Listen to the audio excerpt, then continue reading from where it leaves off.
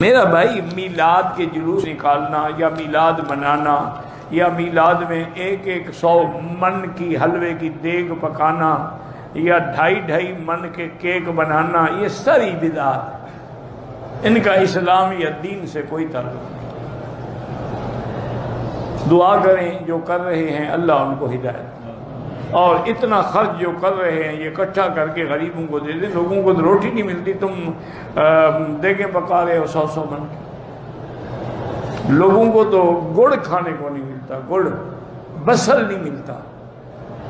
ایک روٹی کی قیمت 12 روپے ہو گئی، ایک نان کی قیمت 20 روپے ہو گئی۔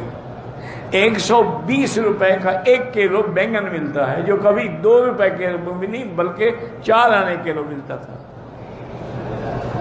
بہرحال یہ ساری باتیں دیکھیں نا میرا بھائی، اس میں ناراضگی کی بات نہیں، نہ یہ گستاخی ہے۔ اگر میرے مدنی پاک نے ہمیں مسح سکھایا، خلال سکھایا، نماز پڑھنا سکھایا، رکوع سکھایا، اگر میلاد دین ہے تو کیوں نہیں سکھایا؟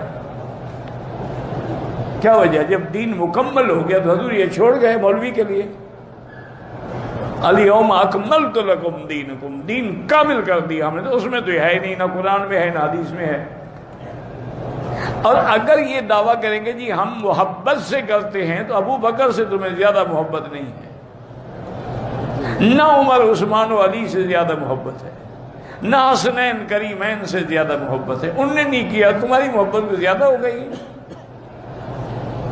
بس ایک ہے مولویوں کے چند دن جو ہے نا جی، چندے میں اچھا گزارا ہو جاتا ہے۔ یہ سب پیٹ کے مسئلے ہیں، یہ شریعت کے مسئلے نہیں ہیں۔ شیعہ نے 10 دن محرم کے لیے چندہ کرتے ہیں، سارا سال کھاتے ہیں۔ ہمارے میلاد النبی پہ چندہ کرتے ہیں، سارا سال ماشاءاللہ VIP زندگی گزارتے ہیں۔ اسی لیے حضور نے فرمایا نا، میں دیکھوں گا کہ یہ میرے ماننے والے ہیں لیکن فرشتے کہیں گے کہ نہیں، اس لیے ہٹا رہے ہیں کہ انہم احدثوا بعد، ان نے دین میں بدعت نکالی تھی۔